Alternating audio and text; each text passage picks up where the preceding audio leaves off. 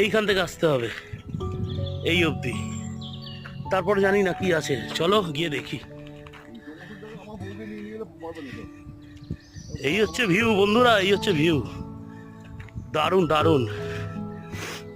Watch টাওয়ারে উঠতে হবে না, যা ভিউ দেখা যাচ্ছে।